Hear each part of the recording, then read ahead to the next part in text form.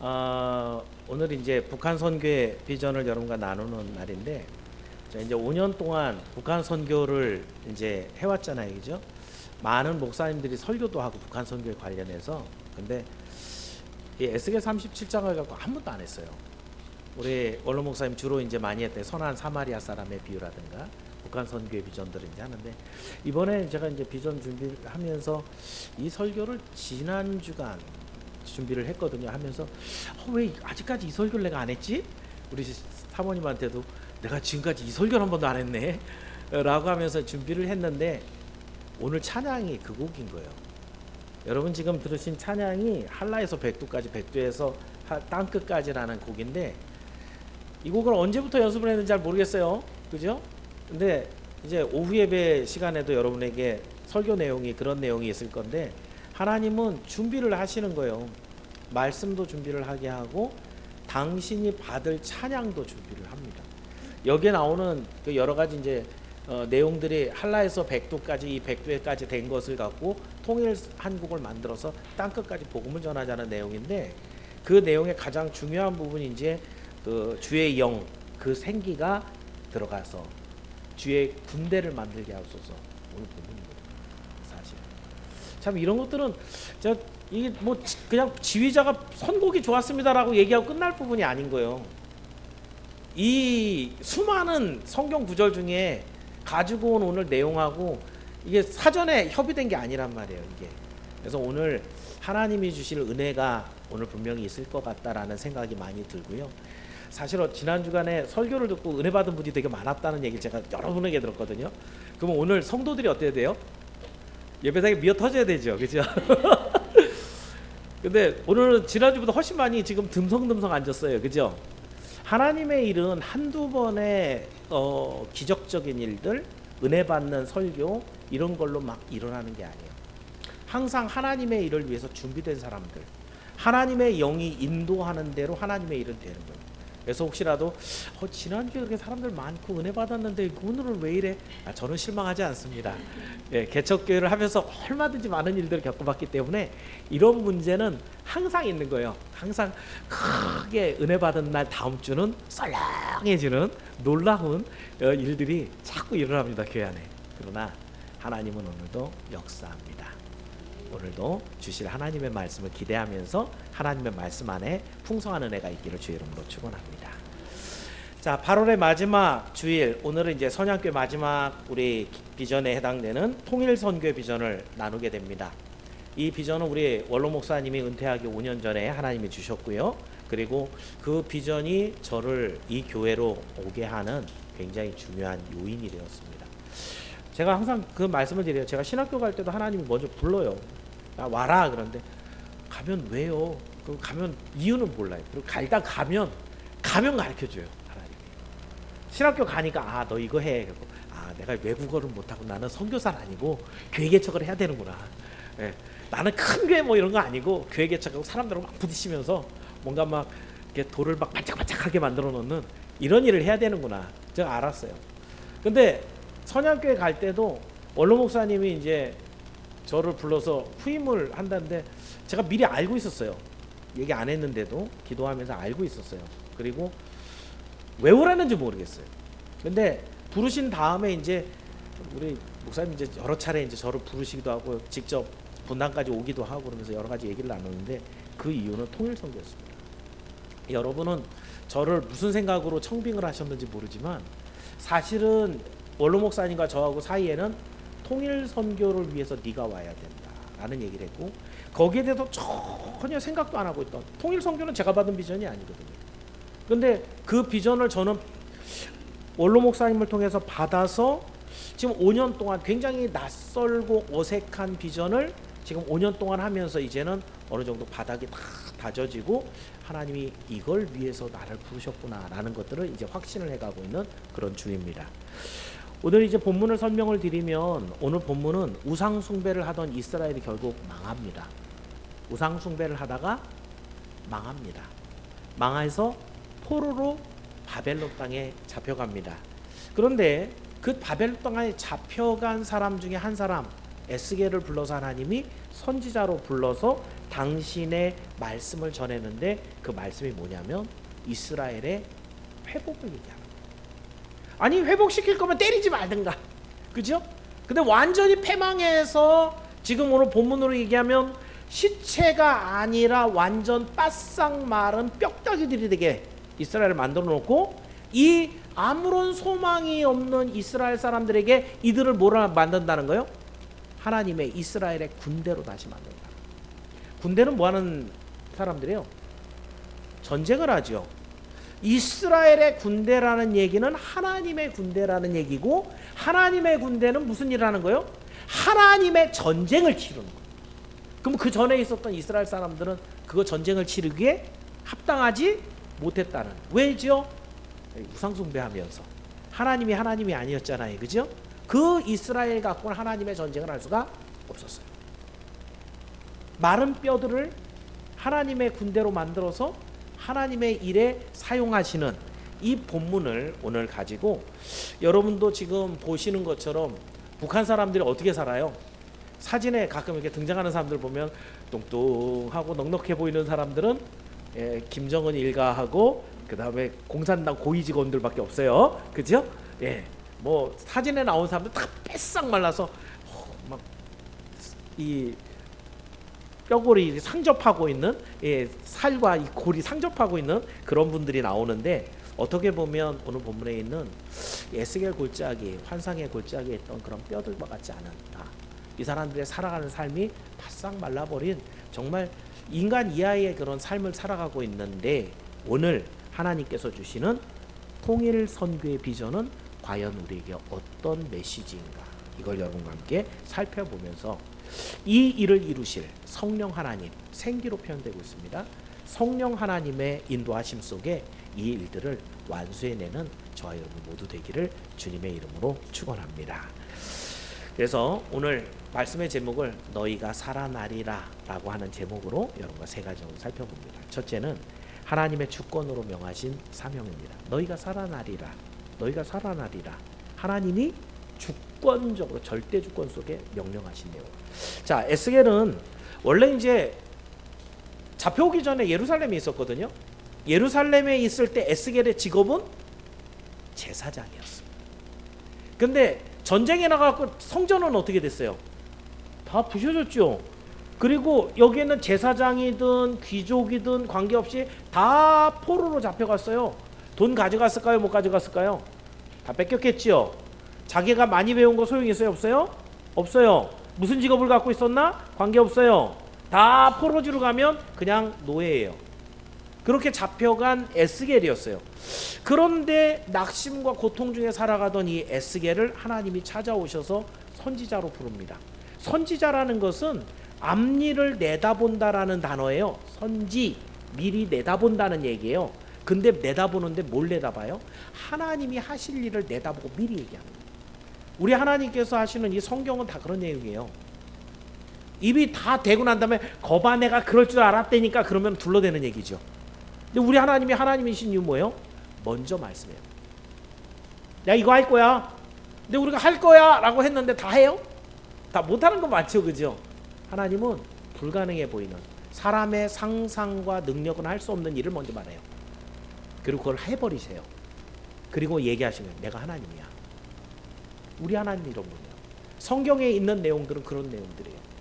자, 그렇다고 한다면 지금 에스겔을 데리고 가서 하나님께서 선포할 메시지가 있는데, 그 메시지가 바로 이스라엘의 회복입니다. 포로로 잡혀와 있는 마른 뼈다귀 같은 이런 이스라엘을 회복시킨다는 얘기입니다. 자, 그래서 보시면 에스겔을 1절에 보면은 뼈가 가득한 골짜기로 데리고 와서 에스겔이 봤죠. 쫙 보니까 뼈가 많은데 그거를 에스겔이 이렇게 묘사를 하고 있어요. 내가 보니까 그 골짜기에 이렇게 뼈가 많은데 2절 말씀, 2절을 읽어볼게요. 같이 읽습니다. 시작.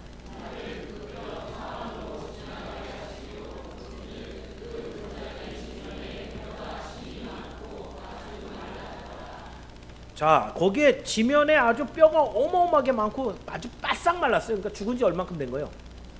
오래된 거죠. 여러분, 죽으면은 시체 상태잖아요. 그럼 제일 먼저 썩지요. 그 벌레도 나고 막 그래갖고 벌레들도 이제 해갖고 다 먹을 거 없어지면 벌레도 없어지죠, 그죠? 그 다음에 뼈는 좀 오래 가잖아요, 그죠? 근데 뼈가 남았는데 여기 말랐다 그러니까 거기에는 물기나 유분까지도 다 말라버린 거죠. 시간이 많이 지난 거예요. 그래서 그 죽은 시체들이 뼈만 남았는데 그 골짜기가 어딘지 지역은 잘 안 나왔어요, 그죠? 환상의 골짜기니까 실질적인 어떤 장소는 아니었을 수도 있어요. 만약에 장소가 정해져 있으면 거기는 뼈다귀가 누구 건지 알겠죠, 그죠? 근데 장소가 어딘지 모르니까 이 뼈가 누구 건지 몰라요, 그죠? 근데 성경은 이 뼈의 주인도 가르쳐줘요. 오늘 본문에 없지만 11절입니다. 혹시 11절 올라와 있으면 한번 읽어볼까요? 11절 말씀 시작.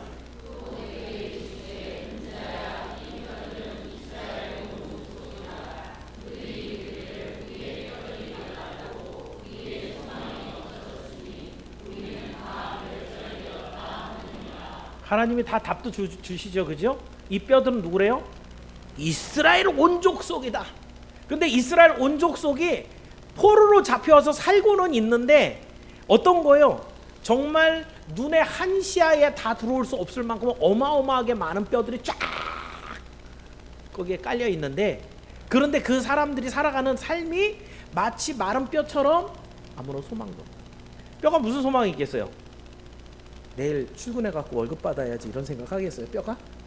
자식이 잘 되는 거를 소망하겠어요, 뼈가? 아무 소망도 없고 아무 일도 일어날 수 없는 철저한 낙심 가운데. 근데 그 뼈가 그렇게 됐다라는 얘기는 다 거기서 그렇게 죽은 거죠, 그죠? 어마어마한 하나님의 재앙과 이 하나님의 처벌을 받고 거기서 하나님의 큰 재난을 당한 고통의 그 결과들이 그 뼈들이었단 말이죠. 그것을 보면서 완전한 절망적인 상태를 지금 에스겔은 봅니다. 그런데 그 에스겔에게 절망적인 상태에서 하나님께서 3절에 물어봅니다. 자, 3절 한번 볼까요? 3절 말씀 시작.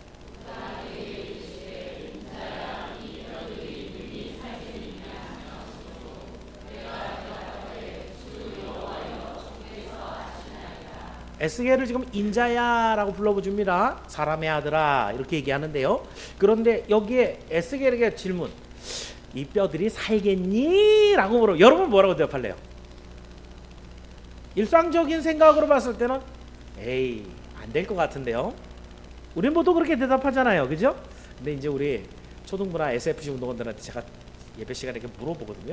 그러면 뻔한 거를 물어보면 애들이 대답을 주저주저해요. 왜 그럴까요?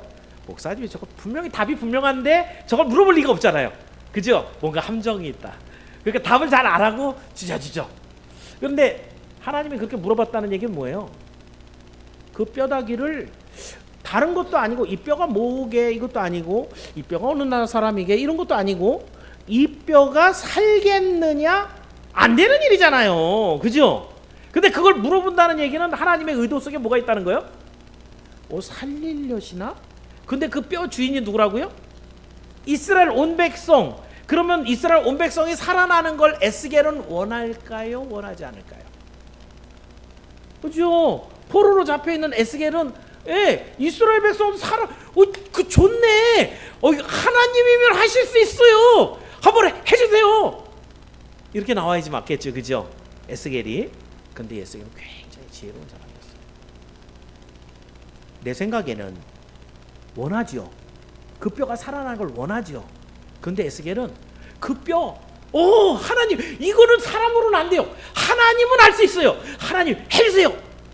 이렇게 할 것 같은데 에스겔은 거기서 대답 뭐라 했냐면 주 여호와여 주께서 하시나이다. 내 마음의 소망은 이스라엘이 회복하고 다시 일어서는 것이지만 당신이 뜻하시는 바 당신의 일이 이루어지기를 원합니다. 여기에서 여러분 우리가 기도하는 내용들이 겉으로는 하나님의 영광을 위해서 하나님 이걸 해주셔야 됩니다 라고 하는데 사실은 하나님 다 알잖아요, 그죠? 거기에 내 욕심이 더 크죠. 하나님이 이거 해주면 내가 얻는 게 이게 있는데, 하나님 이 기업을 번성케 하고 돈 많이 벌게 하셔주세요. 그럼 내가 11조 많이 낼게요. 근데 11조 내는데 나머지 9개는 다 누구 거예요? 사실 이런 거는 하나님의 영광보다도 내 욕심이 먼저 앞섰단 말이에요. 하나님 그거 알아요, 몰라요? 다 알아요, 그죠? 근데 에스겔은 그런 상황에서 하나님, 내 마음은 이 뼈들이 다 일어나는 걸 원하는데 그런데 당신의 뜻하신 바가 이루어지기를 원합니다. 나중에 그러면 하나님은 이 뼈를 일으켜 세워요, 안 세워요? 내용이 읽어보면은 그 뼈가 일어나 큰 군대가 되더라. 결국은 하나님이 이렇게 세워요. 그죠? 그러면 이 환상의 내용은 하나님의 절대 주권 속에 하나님이 원하는 일이 이루어진다라는 걸 보여주는 거예요. 자, 그렇다고 한다면 여러분, 오늘 우리에게 북한이 복음으로 다시 한번 교회로서 재건이 될 것일까요? 라는 질문을 던진다. 지금 북한 안에 교회가 딱 2개 있어요. 칠골교회하고 봉수교회하고 2개가 있는데 그건 교회가 아니에요. 거기에는 하나님의 말씀을 대언하지 않고 공산주의 그런 사상들을 이야기하는 그런 쉽게 얘기하면 껍데기만 교회라고 써 있는 곳이에요. 그럼 진짜로 허락받은 교회는 아무것도 없는 거거든요. 그런데 여러분, 평양이 어떤 곳인지 압니까? 우리나라 기독교의 요람입니다. 평양 대붕 운동을 일으킨 발원지입니다. 당시에 한반도 전체의 교회들 중에서 평양과 그리고 그 평양과 황해도 여기 2 지역 합쳐놓으면 전체 한반도에 있는 교회의 75%가 거기 있었어요. 그러니까 한국 교회 그러면 우리 일제 시대 또 그때는 평양과 평안도, 황해도 여기 다였어요. 75%니까. 그죠? 한국 교회 그러면 거기였단 말이에요. 그런데 그곳에 또 무슨 일이 있었냐면 일제 시대 때 신사참배 가결한 곳이 서문박교회라고 평양에 있는 교회입니다. 거기 서문박교회에서 뭘 했냐면 일본 천황에게 신사에 참배하는 것은 이건 종교행위가 아니고 국가행사입니다.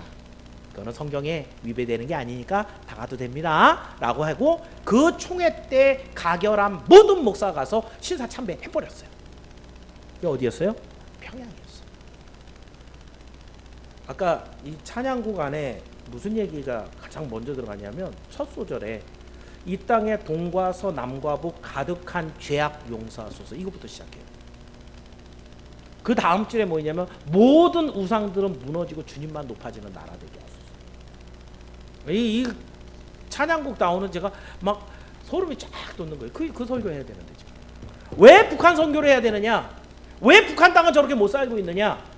그 북한 땅에 우리 하나님께서 회복의 그 메시지를 주고 계시느냐? 거기는 죄악이 그것만 있었던 게 아니에요.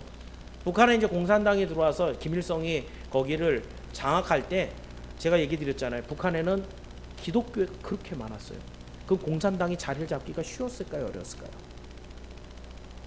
하나님을 섬기는 교회가 지금 우리 믿음하고 상대가 안 돼요.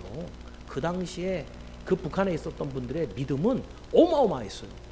근데 공산당이 딱 보니까 무신론이에요. 유물사관이에요. 그러니까 공산주의와 같이 갈 수 없다는 걸 처음부터 알고 있었어요.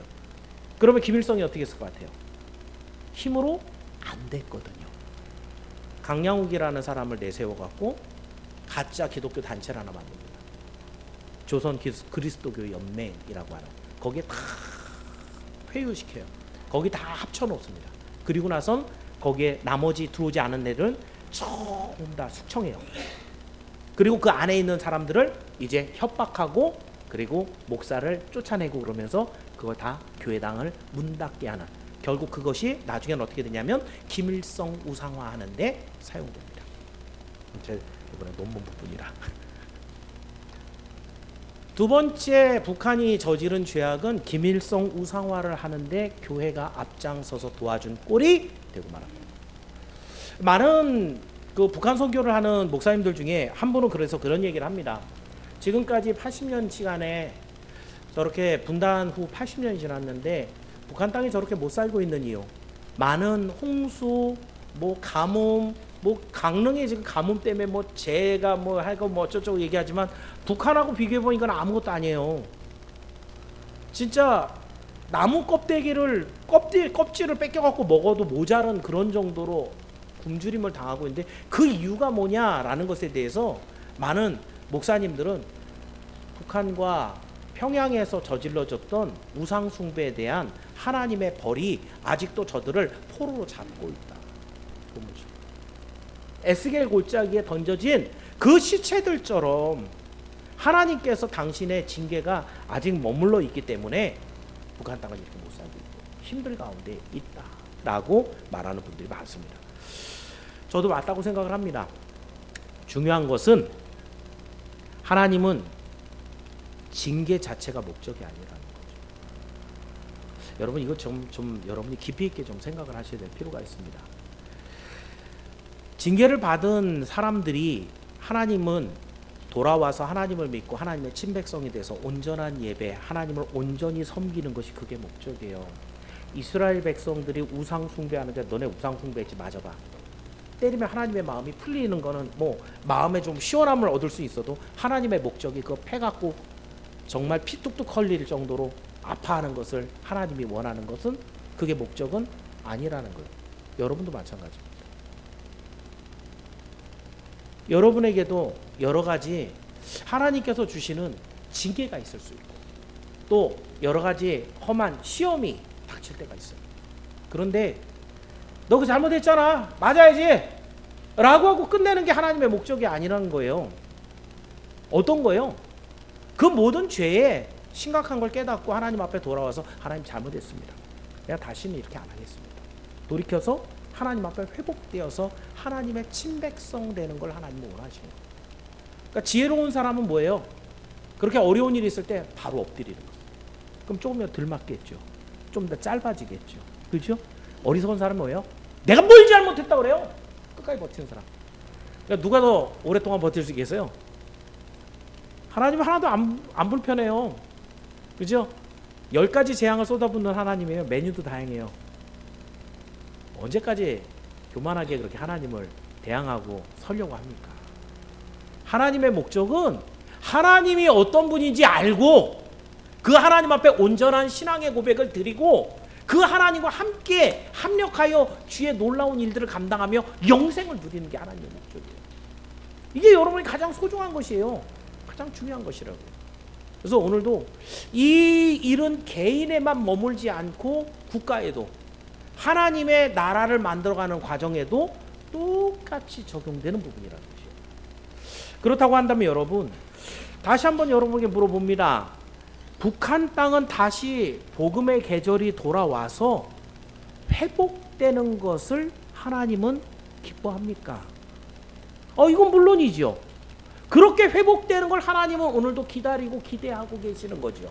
그렇다고 한다면 이건 하나님의 절대 주권 가운데 이루어질 일이 북한 선교 통일 선교이라는 것이요. 오늘 에스겔에게 하나님이 불러서 내 이 복음 너희가 살아나리라 라고 하는 이 복음을 전해라 라고 한 것처럼 우리 선양교회에 하나님께서 원로 목사님 부르신 거예요. 그리고 여러분은 그걸 알았는지 뭘 알았는지 제가 부임했을 때 첫 해엔 보니까 여러분이 통일선교에 대한 5년이나 지났다는데 통일선교에 대한 생각이 별로 없더라고요. 성도님. 그래도 하나님은 합니다. 그래도 하나님은 하세요. 제가 부임하고 이제 5년 지난 다음은 어때요? 예, 통일선교 이거 해야지. 다들 하고 있죠. 그죠? 하나님은 하신다고. 하나님이 갖고 계신 절대 주권 가운데 선포한 하나님의 비전. 바로 통일선교입니다. 이것을 기억하면서 오늘도 우리는 마음을 합하여서 기도와 열정으로 북한 선교를 감당해내기를 주의 이름으로 축원합니다. 자, 두 번째는요. 그러면 하나님은 선포하셨는데 그러면은 그것을 어떻게 시작할까요? 두 번째는 선양의 성도들이 함께 감당할 비전입니다. 자, 에스겔의 대답을 들으신 하나님이 아십니다. 이 뼈가 살아나겠느냐라고 물어봤는데 이건 하나님이 아시지요. 하나님의 뜻대로 되지요 라고 했더니 대답을 우리 하나님이 이렇게 하십니다. 4절 말씀이에요. 4절 읽어봅니다. 시작.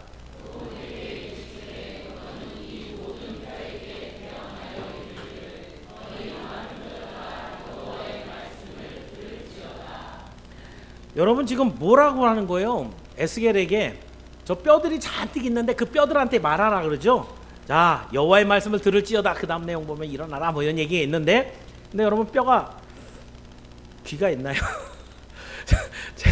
제가 전공이 수의학이다 보니까 해부학이라든가 이런 게 항상 머릿속에 있어서, 여러분 해골이 귀가 있나요? 귀는 여기 있죠, 그죠? 이거 없어지면은, 이거 있으면 해골이 아니에요, 그죠? 해골 바가지는 귀가 없어요, 그죠? 예, 들을 귀가 없단 말이에요. 귀만 없나요? 그 안에는 고막도 없죠. 고막을 연결해 갖고는 신경도 없죠. 인지할 수 있는 뇌도 없죠. 그것뿐만 아니라, 그럼 만약에 들었다 그러더라도 벌떡 일어날 만한 근육이 없어요. 아무것도 없어요. 이 뼈들은 들을 귀도 없고, 그걸 반응할 수 있는 능력도 없고, 일어날 힘도 없고, 의지도 없고, 아무것도 없단 말이에요. 근데 하나님이 뭐라 그래요? 에스겔에게 말해라. 혹시 뭐 여러분들 그래서 나무한테든지 돌이라든지 얘네들한테 막 말하면 얘네들이 대답해요, 안 해요? 안 하죠, 그죠? 근데 오늘 본문은 굉장히 놀랍게도 성경에는 뼈들이 반응해서 일어납니다. 물론 환상이긴 합니다. 이 뼈들이 움직이는데 어떻게 움직이는가? 물론 모든 움직이게 되는 건 하나님으로부터 능력이 나왔을 거예요, 그죠? 근데 그 처음 시작, 스타트를 어떻게 끊어요? 어디서부터 시작해요? 이게 중요해요. 능력은 하나님이 나와서 하게 한단 말이죠. 그런데 누가? 에스겔이 말하는 순간에 시작하는, 이게 시작이에요. 에스겔에게 말을 줘. 네가 말해. 그러면 내가 이거 이렇게 세워줄게. 에스겔이 말해야 돼요. 자, 구절을 한번 보면 7절 말씀인데 한번 볼까요? 읽어봅니다. 시작.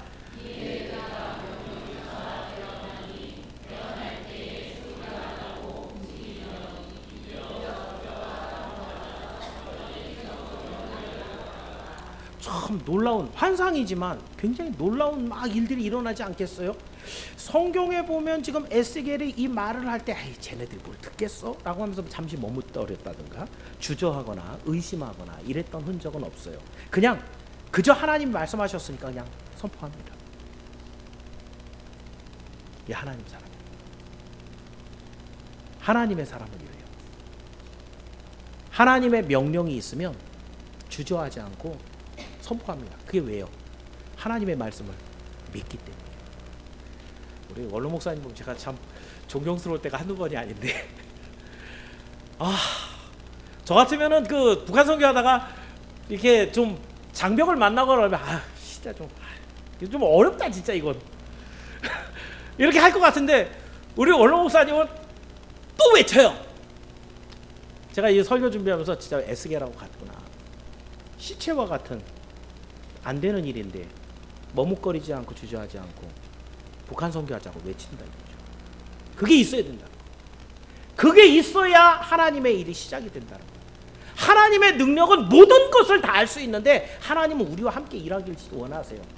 그 일하는 시작이 내가 한 말을 좀 믿고 내가 시키는 대로 주저하지 말고 의심하지 말고 먼저 말해봐. 그러면 내가 해줄게. 에스겔 뭐밖에 안 했어요? 말밖에 안 했어요. 그죠? 자, 뼈들아 일어나봐. 이건 저도 할 수 있긴 한데, 그죠? 근데 그 안에 뭐가 있어야 돼요? 믿음이 있어야죠. 하나님의 말씀을 그대로 믿는 믿음이 있어서 그렇게 했을 때, 여러분 지금 읽으면 7절에 그 명령을 따라 대언을 했더니, 그때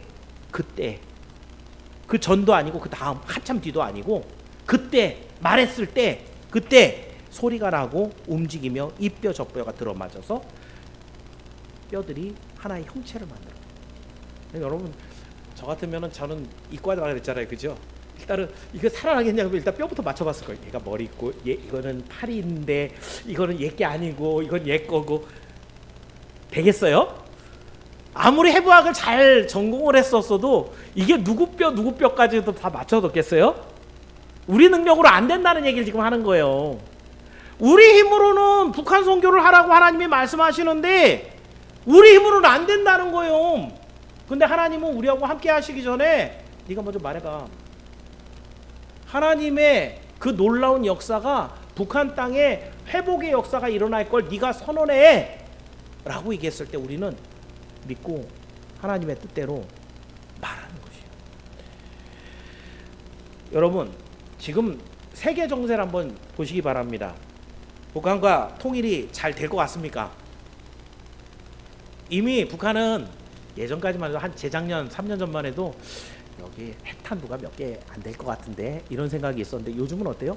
이제는 또 만들어내는데 얼마 시간 안 걸릴 거다. 지금 갖고 있는 양 뭐 재료만 보충이 된다면 얼마든지 더 많이 어마어마하게 핵탄두를 만들 수 있다. 핵 보유국입니다. 우크라이나 전쟁으로 인해서 푸틴하고 김정은하고 친해졌어요? 안 친해졌어요? 예전에 스탈린이 김일성에게 탱크 줘갖고 6.25 일으킬 때 스탈린하고 김일성의 관계는요 군신의 관계였어요. 왕이 신하에게 야 너 이거 되겠어? 아 탱크 꺼줄게 해봐, 이런 관계였다고요. 지금은 푸틴이 김정은을 동반자로,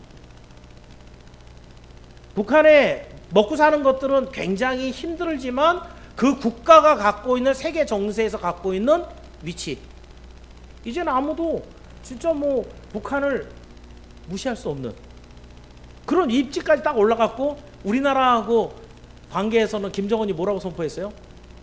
여기 휴전선 앞에다 담벼락 쫙 쌓으면서 우리는 같은 나라가 아니라는 거죠. 우리 이제 같은 나라 같은 민족도 아니고 니네는 니네 우리는 우리, 우리는 다른 나라야, 이제 넘어오지 마. 딱 펜스를 딱 쳐버렸단 말이에요. 우리가 볼 때 이제 그 안쪽에서도 마찬가지예요. 그 안에서 철통 같은 경비를 하면서 그 국경선을 엄청나게 막고 있습니다. 지금 탈북민들이 거의 없어요. 예전에는 1년에 500명, 600명 이렇게 나올 때도 있었는데 지금은 30명이 안 돼요. 1년에. 겨우 헤엄쳐서 나와야 돼 진짜. 그러니까 어마어마하게 줄었는데 거기에 안에 공포정치가 더 심해져 갖고, 공포정치라는 게 이제 무력을 가지고 공산당에 뭐 대항을 한다거나 김정은을 욕한다거나 이러면 죽여버리는 거거든요. 이 공포정치가 어마어마하게 세게 진행되면서 김정은 정권을 맞서 싸울 수 있는 그런 반대 세력들이 존재하지 못하게 해놨습니다. 통일을 하려면 안에서부터 좀 뭔가 내란이 좀 일어나고 뒤집을 수 있는 그런 힘들이 있어야 되는데 이게 안 보인다는 거지.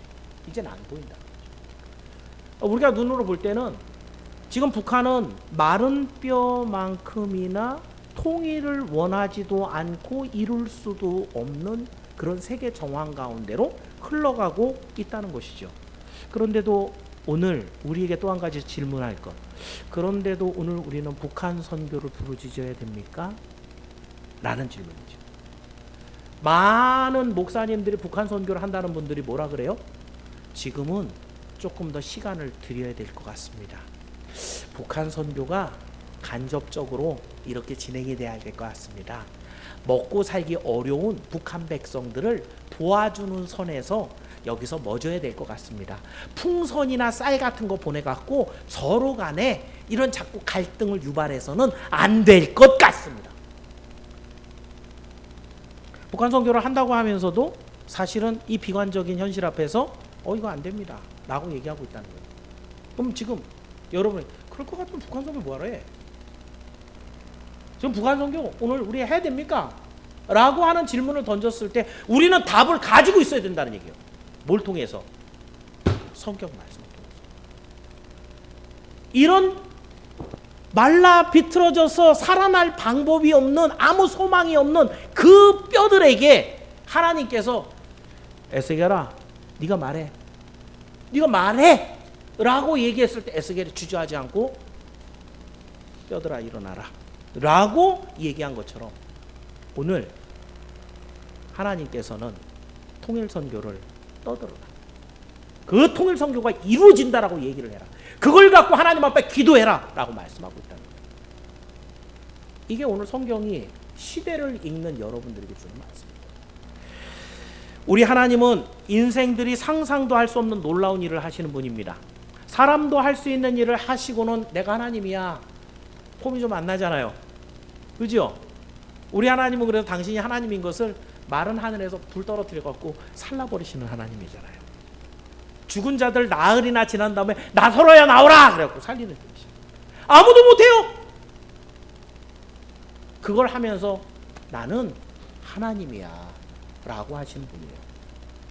지금 상황을 더 꼬아놓고 통일이 어렵게 만들어 놓는 이유도 어떻게 보면 지금 우리가 할 수 있는 군사적, 경제적, 또 사람들의 외교적 방법을 통해서 이룰 수 있는 여러 가지 통일의 방법이 더 막혀갖고 이건 도무지 안 되는 일이야 라고 만들어 놓고 누가 하신다는 거예요? 하나님이 하신다. 그 일 앞에 누군가는 반드시 해야 할 일이 있어요. 뭘 하라고요? 하나님께서 하십니다 라고 하는 통일선교를 부르짖으라는 거예요. 오늘 말씀이에요. 오늘 선양교회는 이걸 부름받은 사람입니다. 제가 하면서 통일선교하면서 제일 많이 난관에 부딪힌 게 뭐냐면 돈이었어요. 두 번째 인원. 너무 돈이 많이 들어가요. 탈북민들을 일단은 잘 포섭을 해갖고 예수 믿게 해갖고 목사를 만들어서 북한에 교회를 세워야 되는데 여기에 돈이 안 들어가는 게 없어요. 왜요? 북한 사람들은 돈이 있어야 살거든요. 한 달 동안 뭘 가르치면 한 달 동안 받아야 되는 월급을 그래도 150만 원, 200만 원 줘야 되는데 한두 명도 아닐 거고 하루 이틀도 아닐 거고. 하나님, 이 작은 교회를 불러갖고 그 돈을 어떻게 마련한단 말입니까? 그 사람들을 케어하는 방식에 있어서도 사람들이 우리가 인력이 이렇게 없어갖고 이걸 어떻게 한단 말입니까? 아무것도 할 게 없어요. 할 수 있는 게 없어요. 근데 우리 원로 목사님 보면 제가 깜짝깜짝 놀랍니다. 근데 외쳐요. 그리고 지금 기도해요. 화요일마다 화요 기도회로 점점 기도해 볼 때가 엄청 성경적이에요. 하나님께서는 먼저 진짜 한 2,000명, 3,000명, 5,000명이 모이는 교회를 만나갖고선 그 교회가 한번 해봐 그러면 돈 동원하고 사람 동원하고 그래서 그렇게 되어지는 그 교회가 했어 라고 할 수 있을까봐 마치 기도원에게 야 10,000명 많아 300명을 줄여 그리고 저 18만 명이 넘는 미디안을 상대해 라고 하는 것처럼 이 찌끄만 교회, 이 선양교회를 불러서 복음통일이라고 하는 이 놀라운 일들을 외치게 하시는 거죠. 여기에 여러분이 교회가 가지고 있는 비전과 사명은 여러분의 큰 영적인 자부심이 돼야 됩니다. 여기에 하나님이 여러분을 불렀다는 건 엄청 큰 영광입니다. 비전 선포를 하는 이 주간에는 제가 설교할 거리가 없어갖고 비전을 테마를 가지고 설교하는 게 아니에요. 우리 선양교회만이 가지고 있는 우리 선양교회가 하나님 앞에 받은 이 비전들 여러분과 나누는 것이고 이 비전 가운데 우리 선양교회가 왜 존재를 계속해야 되는가 이렇게 많은 교회들 가운데 선양교회는 어떤 색깔을 갖고 이 교회 여기에 존재를 하고 있는가 교회들마다 세우신 이유가 분명히 있다니까요. 그 정체성을 발견해내는 게 우리 목표기도 해요. 선양교회 존재는 지난 10년 전부터 우리 하나님께서 송병국 목사님을 불러서 너희 이제부터 북한 선교해 하면서 제2기 어떻게 보면 전환점을 맞은 거예요. 여러분이 제가 오면서부터 2대 당회장 이렇게 생각을 하지만 그 전부터 이렇게 물린 거예요. 5년 전부터 하나님이 우리 원로 목사님 불러서 통일선교회 비전을 주시고 그 5년 동안 기도해서 저를 오게 하고 그리고 지금 또 5년이 흐른 거예요. 통일선교는 선양교회가 부르짖으라고 하나님이 불러주신 거예요. 저는 처음에 SYMC 세울 때 이름을 그렇게 세우시면 안 되는데 목사님 그 많은 교회들이 함께 해갖고 동참하게 하는데 SYMC가 뭐죠? 선양통일선교원이에요. 이사회에서 나온 얘기가 있어요. 이 선양이라는 단어를 좀 빼면 안 될까요? 선양교회보다 큰 교회도 있거든요. 그죠? 선양교회보다 더 큰 교회가 더 큰 재원을 후원을 하고 하는데 선양통일선교원 그러면은 기분 내켜갖고 딱 내놓겠어요? 아니면 너희끼리 해? 이렇게 하겠어요? 이사들도 바보가 아니에요. 이사회를 모여갖고 그런 얘기가 나온단 말이에요. 근데 우리 원로 목사님 굉장히 뚝심 있습니다. 예, 이렇게 가겠습니다. 이거 우리끼리 있으니까 하는 얘기지만 하나님께서 선양교회 주셨기 때문입니다. 여기에 우리의 정체성이 있어요. SYMC에 있는 선양통일선교원 이제 이게 방송을 타갖고 우리 극동방송에서 1분기도 나갈 때마다 선양통일성교원과 함께 했습니다. 여러분 이름은 안 나가거든요. 아무한마게 권사가 기도했습니다. 이런 얘기 안 나가고 어느 교회입니다. 이거 안 나가고요. 무조건 선양통일성교원과 함께 했습니다. 지금 벌써 한 4년째 이렇게 그 방송이 그렇게 나가고 있어요. 사람들이 선양통일성교원 그게 선양교회가 있구나라는 걸 아는데 선양교회 엄청나게 큰 교회인 줄 알아요. 지난번에 우리 성서교회 친구들 수련회하고 우리 교회 왔는데 그 우리가 하는 일들을 보면 그 방송국에서 하는 일들이라든가 이런 걸 보면 엄청 큰 교회인 줄 알고 근데 뭐 우리 교회가 그래도 땅덩어리 좀 되잖아요, 그죠? 그런데도 이 친구들 와갖고 이렇게 작았어? 놀라고 말아요. 저는 그게 맞다고 생각합니다.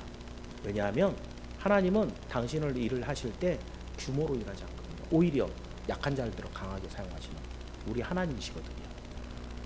선양교회는 하나님의 이 비전을 말하라고 부름받은 교회라는 거예요. 에스겔이 이 말을 하지 않았으면 뼈들은 다시 일어나지 못합니다.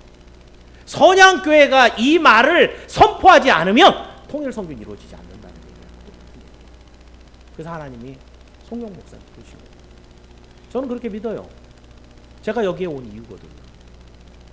오늘 우리가 갖고 있는 이 비전들 중에 통일선교의 비전은 우리 선양교회가 존재하는 정체성의 가장 확실한 증거입니다. 그리고 우리는 하나님의 부름받은 교회요, 하나님의 구원과 역사함을 믿는 사람들이기 때문에 이 적은 자들을 불러서 하나님은 오늘도 북한 선교를 부르짖게 합니다. 1분 기도해야 되겠죠, 그죠? 기도 녹음은 여러분이 해야 되는 거예요. 제가 웬만해서는 다른 교회들도 막 쫓아다니면서 하면은 2년치 3년치 미리 모아놓을 수 있는데 안 하겠다는 사람들 제가 눈치 쓱 봐고 예 그럼 남의 하세요 그러고 말아요.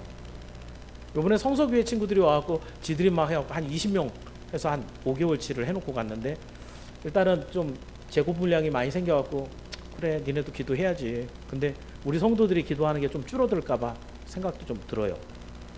우리는 하나님 앞에 에스겔처럼 선포하라고 부름을 받은 자들이란 말이죠. 돈도 안 들잖아요, 그죠? 뭐 많이 막 노력이 들거나 이런 것도 아니잖아요. 합시다. 우리는 하나님 앞에 통일 선교로 부르짖음을 하나님의 사명으로 받은 하나님의 사람들이에요. 이걸 기억하면서 선양교회 안에 더 크고 놀라운 하나님의 북한 선교의 역사가 일어나길 주의 이름으로 축원합니다. 마지막으로 한 가지만 더 봅니다. 이 통일 선교는요, 성령의 역사로 완성됩니다. 자, 하나님께서 에스겔에게 명령했지만 실제로 이 시체들이 일어나게 하는 분은 누구예요? 말은 에스겔이 하지만 누가 해야 돼요? 하나님이 하셔야죠, 그죠?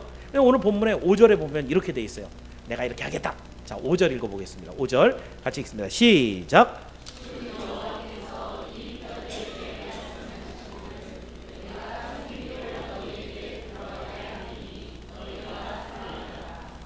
여기 생기라는 단어 루아흐, 뭐 구약에서 제일 많이 나오는 단어일 겁니다, 그죠? 자, 루아흐는 호흡, 생명, 성령, 뭐 아주 다양하게 그렇게 번역이 되는 그런 단어인데 오늘 본문은 어떤 데하고 비슷하냐면 에덴 동산. 하나님이 흙으로 뭐 했어요? 사람을 만들었죠. 그리고 난 다음에 뭐 했죠? 코에다가 생기를 훅 불어넣었죠, 그죠? 그랬더니 생명이 된지라 살아나서 움직였더라. 그 생기도 루아흐거든요. 오늘 본문도 뼈다귀들을 다 맞춰갖고 지금 상황이 어떻게 됐냐면 여긴 지금 명령 부분이고 뒤로 내려가서 보시면은 뼈끼리 지들끼리 막 붙더니 뼈다귀까지만 붙는다고 엑스레이 상태죠, 그러면 그렇죠? 아무것도 없잖아요. 근데 그 위에 힘줄이 붙고 근육이 생기고 껍데기가 생기고 그 모든 것들이 이제 얼굴까지 다 갖췄는데 여전히 뭐한 상태? 시체예요. 생명이 없어요. 시간 지나면 어떻게 되겠어요? 다시 해골로 돌아가는 거죠, 그죠? 그런데 여기에 두 번째로 다시 한번 생기에게 명령해서 그 죽은 자들에게 들어가게 하라. 하나님 명령하신단 말이에요. 그랬더니 거기에서 이 생기가 다시 일어나서 사람이 되게 하니까 여기 번역은 되게 잘 된 거예요. 생기라고 번역된 건 잘 된 겁니다. 근데 여러분 한 가지 물어보십시다. 하나님께서 이 죽은 뼈다귀들을 살려서 일어나게 해서 군대를 만들게 하는 것, 이게 목적입니까? 다시 죽은 자들을 살려서 다시 먹고 마시고 생활하게 하는 게 목적입니까? 하나님의 목적은 뭐예요? 하나님의 목적은 하나님의 군대를 만드는 게 목적이에요. 하나님을 알게 하고 믿게 하고 하나님을 섬기게 하고 하나님이 어떤 분인지 알게 하고 하나님이 하고자 하는 일에 동참하게 하고, 이 일을 하는 것이 하나님의 목적이란 말이죠. 근데 그런 일은 누가 하게 하는 거예요? 우리 마음속에 막 나 오늘부터 하나님의 일을 멋있게 할 거야, 이런 열심히 막 그냥 여러분 안 해도 막 그냥 솟아나나요? 막 책 보고 열심히 막 연습하면 막 그런 게 생길까요? 그럼 어떻게 해야지 되는 거예요? 이건 성령이 역사하셔야 돼요. 이 세상에 어느 누구도 내가 예수 믿고 싶다 그래갖고 예수가 믿어지지가 않아요. 아무리 성경책을 많이 읽어본다고 해서 예수가 믿어지는 게 아니라는 거예요. 성령이 들어오셔서 우리에게 역사하셔야 죽은 자가 살아나는 거예요. 이 사람들도 죽어 있단 말이에요. 여기에 생기가 드러나가는 것은 단순한 호흡과 생명력을 얘기하는 것이 아니라 하나님의 뜻대로 살아갈 하나님의 사람으로 바뀌는 성령의 역사를 얘기하는 거예요. 자, 다시 돌아왔습니다. 북한 선교를 하는 사람들 중에 이런 사람들이 많아요. 인도주의적 차원에서 저 사람들 먹을 것도 없고 살아가는 게 힘든데, 아이들이 여러 가지 질병에 걸려서 의료품도 없는데, 일단은 먹게는 해줘야 되잖아요. 저 사람들이 잘 먹고 그래도 우리가 먹는 거의 절반 정도는, 우리가 누리고 있는 것의 절반 정도는 같이 누리게 해야지 그게 사람 사는 사회지. 이건 북한 선교가 아닙니다. 그 죽은 뼈다귀를 살려놓으면 다시 뼈다귀로 돌아갈 건데 그건 뭐하러 할 거예요? 목적은 하나님의 교회, 하나님의 사람을 세워나가는 거예요. 이게 이제 교회가 사회에서 갖고 있는 여러 가지 기능 중에는 가난한 사람들을 도와주고, 그리고 이제 여러 가지 복지 이런 것들을 감당하는 일이 있는데, 성경을 떠나는 사람들, 정신을 놓는 사람들은 그거 자체가 목적이세요. 아무짝에 소용없습니다. 그거 하나님 뜻 아니에요. 잘 먹고 잘 살게 하는 게 하나님의 뜻이 아니에요. 그걸 통해서 하나님이 계시다라는 걸 아는 거예요. 그걸 통해서 오늘도 이 세상을 다스리는 분이 하나님이시고, 하나님의 어떤 역사를 이루어가고 있는지 거기에 관심을 갖고 따라오게 하는 것, 이게 하나님의 뜻이란 말이죠. 북한 선교도 그냥 북한 사람들이 굶으니까, 입을 게 없으니까, 필요한 게 많으니까 그걸 지원해 주는 거, 이거 아닙니다. 그들에게 지금 억압되어 있는, 특히 뭐가 억압되어 있어요? 소리내서 찬양을 못해요. 기도를 못해요. 예배를 못 드려요. 그거가 허락이 안 돼. 그 나라는. 우리 하나님 앞에 찬양하는 것은 인생들이 존재하는 가장 기본적인 목적이고 정체예요. 우리를 만드신 이유는 당신이 기뻐하시려고, 우리를 찬양하게 하려고 우리를 만들었는데, 북한 땅이 그게 안 된다. 이게 억압이에요. 이게 억압이라고. 그 억압을 풀어주는 것이 하나님의 뜻이라는 거예요. 북한 땅에 교회가 세워지고 하나님을 믿는 사람들이 예배를 드리며 벅찬 감격 속에 하나님을 찬미하는 그것이 회복되는 거예요. 이게 북한 선교의 가장 중요한 핵심이라는 거예요. 이거를 누가 하는가? 하나님의 성령께서 하신 거예요. 오늘 그래서 제가 묵상 기도하면서 읽은 구절이 자주 제가 좀 거론하는 스가랴 4장 6절인데 한번 읽어볼까요? 자, 스가랴 4장 6절입니다. 읽어봅니다. 시작.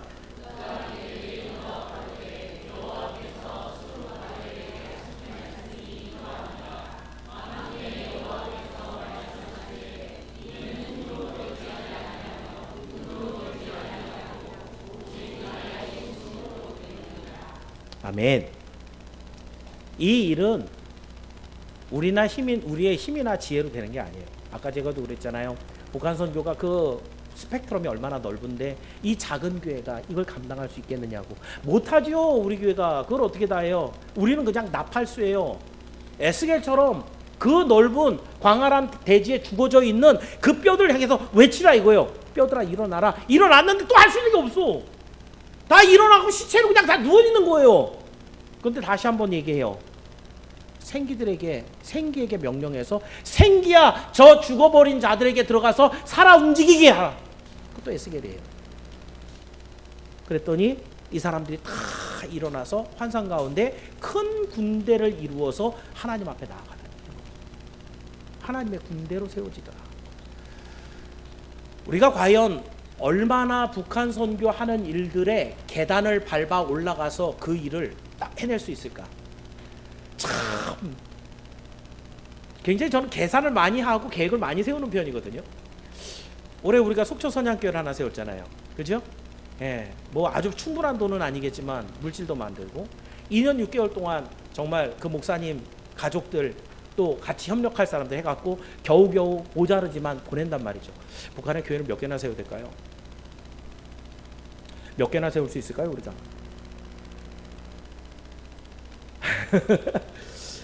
제가 그래서 하나님께 기도하기로는 그래도 우리 한 몇천 명 정도 모여야 되지 않아요, 하나님?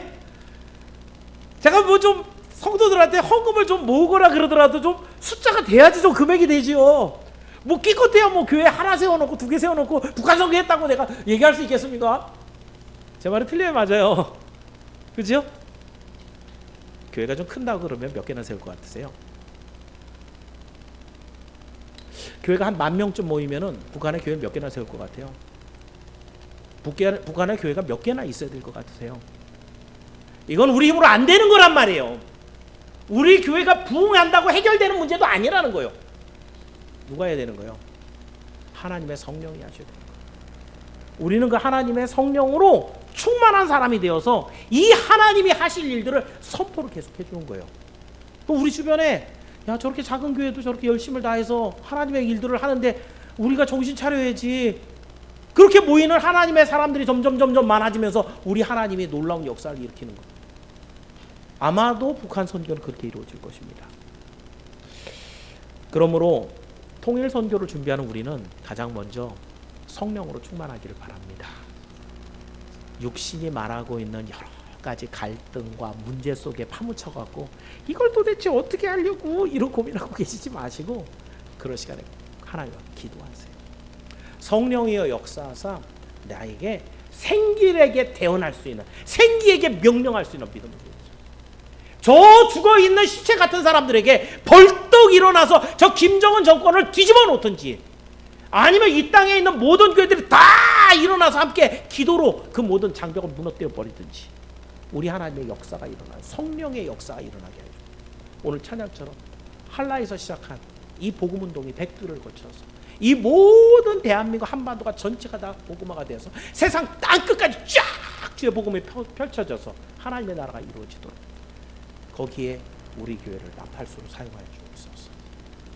이 기도가 우리에게 있어야 된다는 거죠. 말씀을 정리해 봅니다. 요즘에 부쩍 통일 선교를 하는 사람들이 늘어났습니다. 탈북민도 많아지고 기독교 단체도 있고 교단들도 열심히 합니다. 그런데 제가 가만히 보면 실질적으로 막 천국이 통일이 가까운 것보다도 더 멀리 가는 것 같은 그런 느낌을 현실적으로는 받습니다. 왜냐하면 이들이 다 하나님이 아니라 사람의 힘과 방법과 지혜, 돈, 외교 이런 것들로 하려는 모습들이 너무 많이 보이기 때문입니다. 오늘 에스겔을 하나님은 불가능의 골짜기에 세웁니다. 그리고 메시지를 줍니다. 네가 말해라 이거죠. 그 말라버린 뼈들에게 일어나서 하나님의 군대가 되라고 너는 외쳐라 라고 합니다. 그랬을 때 놀랍게도 그 뼈들은 다 일어나고 회복되어서 하나님의 군대가 됩니다. 통일선교는 하나님의 절대 주권 속에 하나님이 선포하신 하나님의 일입니다. 그 일은 하나님이 선택한 사람 에스겔이 하나님이 부르신 우리 송병국 목사님에게 그 비전을 줘서 우리 선양교회를 받았다. 여기에서 여러분의 자부심이 있어야 돼요. 다른 교회는 이런 거 없어요. 여러분 친구들 교회 다니는 분들 다 물어보세요. 이런 거 딱 받아갖고 하나님 앞에 우리 교회는 이걸 갖고 있습니다 라고 얘기할 수 있는 거 있는지. 우리 교회는 그걸 가진 거예요. 그래서 하나님이 오늘 우리에게 선포하라고 합니다. 우리 힘으로 안 되죠. 누가 하신다는 거예요? 내가 생기에게 명하여 하나님의 성령을 통해 일을 이루신다. 약속을 받은 거예요. 그렇다면 여기에서 우리가 1년에 한 번 이렇게 비전을 여러분과 함께 나누는데 이 비전을 나누는 시간들은 정말 중요한 시간이거든요. 이 비전을 통해 선양교회가 어떤 교회인지 다시 한번 확인하시고 우리 교회가 정말 성경 속에 하나님이 원하시는 그런 교회가 맞는지 확인하시라는 거예요. 어느 교회가 우리 교회보다 더 좋은 교회가 있는지 여러분이 한번 비교도 한번 해보세요. 그리고 이 교회 미래가 어떻게 될 건가 한번 여러분이 한번 넘겨짚어 보세요.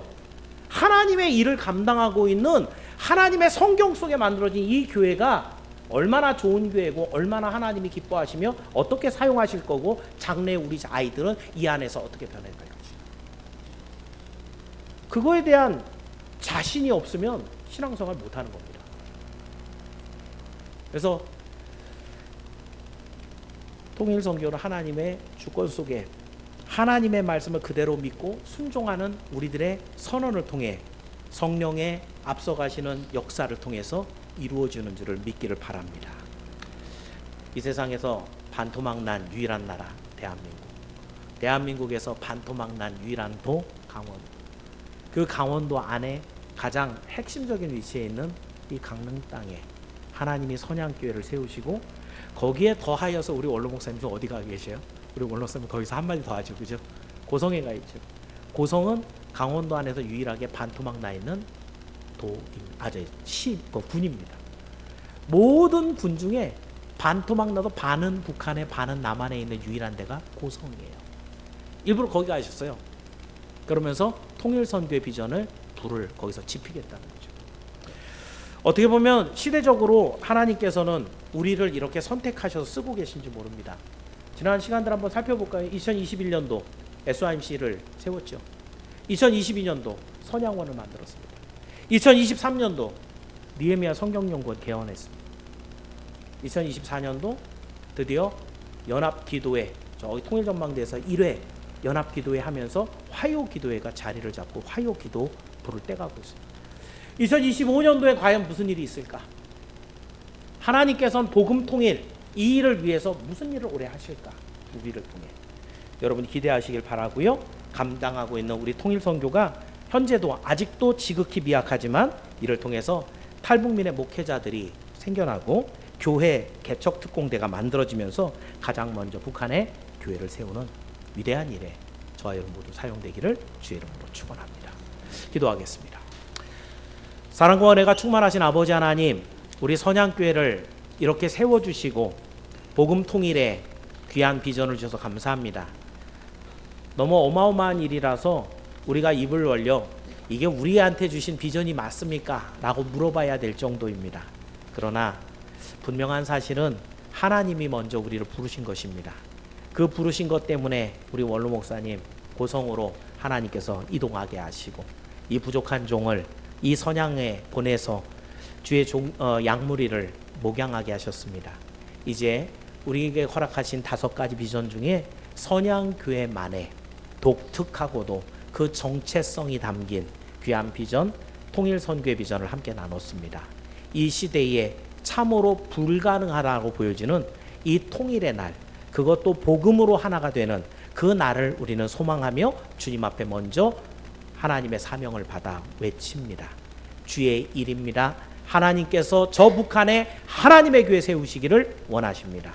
오늘 우리는 깨어서 주의 복음을 전하며 하나님이 역사하실 복음 통일을 위해 쓰임받는 참으로 귀한 주님의 권속들이 모두 될 수 있도록 우리 모든 성도들에게 성령을 물붓듯이 부어 주옵소서. 예수님의 이름으로 기도하옵나이다. 우리 함께 찬송가